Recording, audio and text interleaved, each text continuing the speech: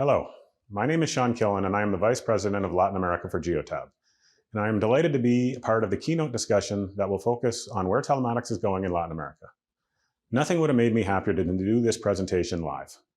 I've been working in Latin America since 2008, and one of my real joys is understanding the culture and the hospitality that is in the region. It is really second to none. But that said, these are challenging times, and the business needs to keep moving forward. So we will do what we must via video until things improve. But I very much hope we have the opportunity to do this event live in 2022. This current environment, in a way, shows the resiliency of Latin America. 2020 was a very challenging year. During the first several months of the pandemic, we saw business slow dramatically. We saw a scramble to understand what the current environment meant for business, but like always, Latin America as a region figured out what needed to be done, and now in 2021, we have seen a significant resurgence in almost every country we work in.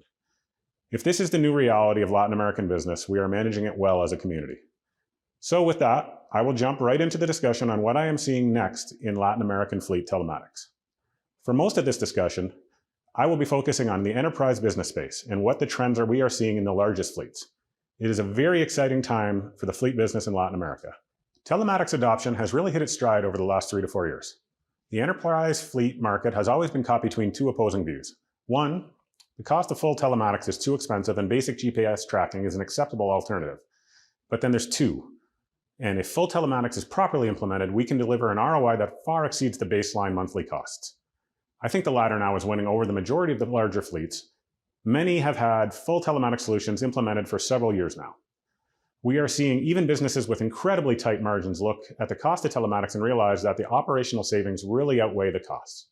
So what have been the main drivers of the change? As you would expect, it is the core benefits of the telematics that enterprises in Latin America are focusing on. Safety, optimization of the fleet, and productivity improvements. But there is another very interesting trend in Latin America that is starting to take hold, and that is the focus on electric vehicles and sustainability. They are taking their first significant steps in the region over the last 2 years. I would like to dig into these key pillars that are so important to fleet managers in Latin America. But before I start, I want to stress that these deployments of enterprise-level telematics that we are seeing in the region are every bit as sophisticated as what we are seeing in North America and in Europe. Perhaps even more so. Because in Latin America, the business environment is more challenging from a day-to-day operations. Often in North America, you will see a single group drive the need for telematics. As an example, a company could have had some bad traffic accidents during the last year, and the impact was felt in many different groups around the company. This often can lead to the safety group driving the entire telematics program. Frequently, this will cause the rest of the functionality of the telematics system not to be utilized. We have to remember, even in large enterprises, they are not perfect and they have silos. I have seen it multiple times in North America that the safety group, not measured on efficiency of routing or fuel costs or things like that, often overlook these features and don't really implement them in the fleet. In Latin America, we don't see this siloed implementation in fleets. The expectation is that the telematics system needs to make improvements across all aspects of the operation. There tends to be less separation between teams inside the company, and the fleet organization tends to wear many hats. So let's look at some of these key pillars. Safety is often the key driver to bring forward the telematics purchase in any market. Driver safety, asset protection, the general public relations that can all be tied to the ability to reduce accidents, mistakes, and the potential theft of products as it's shipped around the country. Telematics can drive these safety programs by the data available to the fleet managers when it's properly implemented. It was interesting to me when I interviewed a VP at one of the largest fleets in the world. They have over 85,000 vehicles deployed globally. When I discussed the challenges they had in an organization, it always came back to safety. And one of the things that stuck with me when he told me, we have at least an accident every day. Every day. This sort of shocked me when I thought about it. Every day, they have to manage the consequences of an accident with the company vehicle and the resulting injuries, damages, and potential costs of human life and property.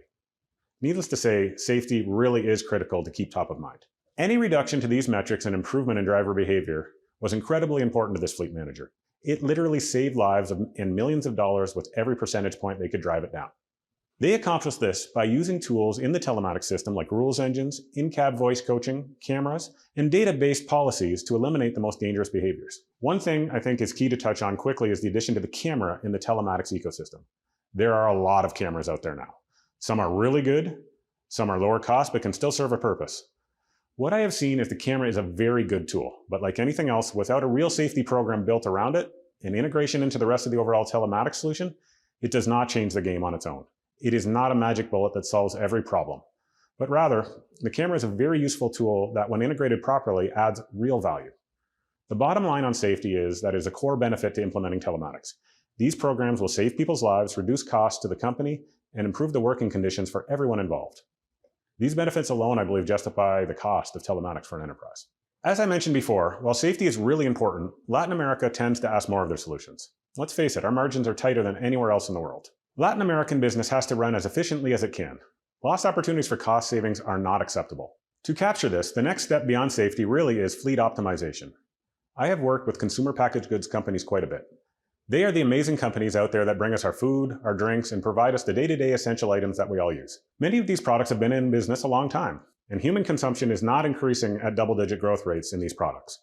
So, in these long-established brands, if top-line revenue is always under pressure, the leaders of the company are looking for any efficiencies in cost savings in the back end. Let's use Brazil as an example. One of my favorite cities in the world is Sao Paulo. The city and surrounding area are enormous, and the traffic, in a word, is suffocating. To service the entire area with a product, it would be almost equal to delivering to my entire home country of Canada. The fleet needs of a packaged goods company are extreme, to say the least, to try to navigate one of the largest cities in the world.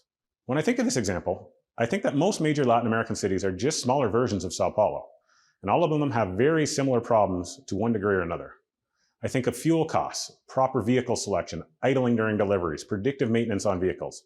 These issues at this scale can offer huge differences in the financial performance of an organization.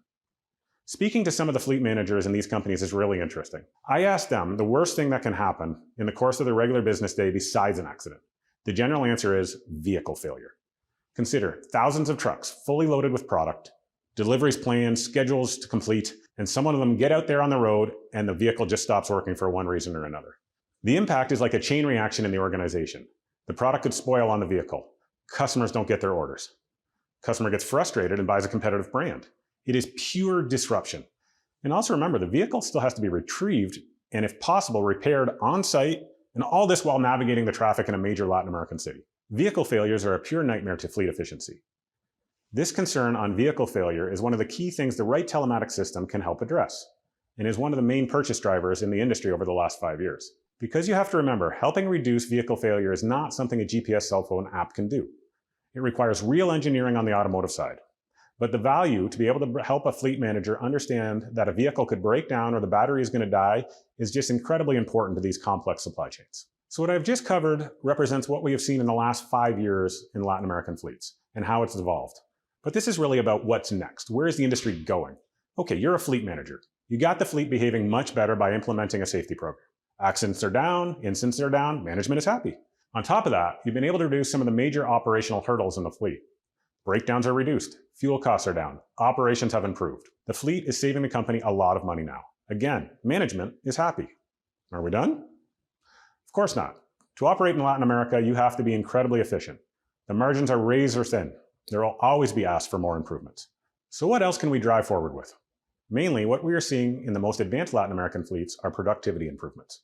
Better routes, concrete plans to improve implementation when the weather conditions change, improvements in dispatching, better information on customer stops. All are the nuts and bolts you can gain off the fleet data. I am even seeing companies look to incorporate their fleet data into larger platforms that the company owns. Companies like Oracle, Salesforce, Coupa, SAP. These softwares where the company has spent hundreds of millions of dollars. All of this can be done via telematics. The fleet is one of the great true sources of information on how the business is operating. And it really leads us into the next phase of where telematics is going in Latin America in the next 5 years. And it all revolves around one thing, data. The term big data gets used a lot. I'm not sure anyone, including the head of Geotab Big Data, can actually tell me what it means. But fleet managers manage one of the largest sources of functional, operational data inside the company. There is an amazing amount of data out there. The company I work for, Geotab, manages 40 billion data points a day alone. This really is the challenge when it comes to data in your fleet. There is so much of it, you really have to decide, what are you trying to understand? That is the challenge for Latin American fleet operators that they need to begin to solve in the coming years. If you aren't specific and don't have the right tools, the data problem can become overwhelming and frustrating. I will give you some examples of how data is being used to solve real fleet problems. I've seen a lot of studies across different types of large fleets. Some can be easy wins that can be realized by companies and save a significant amount of money by simply selecting the best vehicles for each function in the fleet. The data taken off the vehicles in each area can indicate which vehicles perform best in each function. Other examples, programs implemented to reduce erratic driving behavior by 30 to 50% across the fleet, save massive amounts of money, and the obvious upfront costs of accidents. But companies have also begun to use the data to reduce insurance premiums they pay to maintain the fleet by supplying the data to the insurer. In a very clear example in Latin America, we have seen how analytics is done in major cities and how traffic patterns flow and then change completely when it begins to rain. The fleets are able to take this data and build out models that really show them how to become efficient during bad weather. A question I get a lot is, how does the telematics system know it's raining? And it's a really funny, simple answer. The windshield wipers are on, and the vehicles in that section of the city know it's raining. You can really get into countless examples, but this is where I see telematics is going. An open ecosystem of big data available at very high quality, and the organizations hiring strong data scientists and engineers to get the value from the information that they own. Because when an organization owns the telematics solution, they own their own data, and it can be an amazing source of information. Not sold on data yet? Let's just think about the issue around insuring the fleet and the annual cost the enterprise pays. Can they reduce this cost by doing basic driver scorecarding, providing the data to the insurance company that covers their business? Data is a powerful tool. If you have 1,000 drivers and you are able to produce reports on who is the safest, who shows up to work on time, who has the least accidents, what fuel that they consume versus their peers, this is information that can help the insurance company reduce their risk and therefore reduce the company's premiums. A final word on big data. I think over time, data will displace some of the old habits that we have always assumed are correct. And those behaviors are going to be replaced by new ones. And those are going to be based on insights based on the factual data that the fleet provides. Finally, there is a new challenge that is coming to all the fleets around the world. I am quite certain that most of the individuals watching this knew most of what I just covered. Fleet managers in Latin America run their fleets pretty well, because that is what most of you do and have done for many years already. Honestly, you don't get to run a medium to large fleet in Latin America without being pretty good at your job. But what is coming next, I think, has many fleet managers concerned because it's out of their comfort zone, and that is electric vehicles and the resulting sustainability discussion that comes with it. There are two streams to this topic. One is purely operational. What does it mean to implement EVs at scale? It's a big topic, and I'm going to just touch on the highlights. What vehicles do I pick for which jobs? What do I need? Can these new vehicles match the requirements I have for each function? Can I get the same wonderful data off these vehicles as I do my normal fleet vehicles? After number one, it gets complex really quick. Many companies right now are starting small pilots on electric vehicles. We're seeing them all over the place. 5 to 20 vehicles to test them out in the market and see how it goes. But then consider the charging requirements of 200 to 500 vehicles returning to their depots, and they're all at 20% of charge.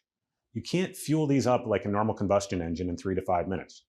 Some of them take hours depending on the available infrastructure in your city. This leads to another question.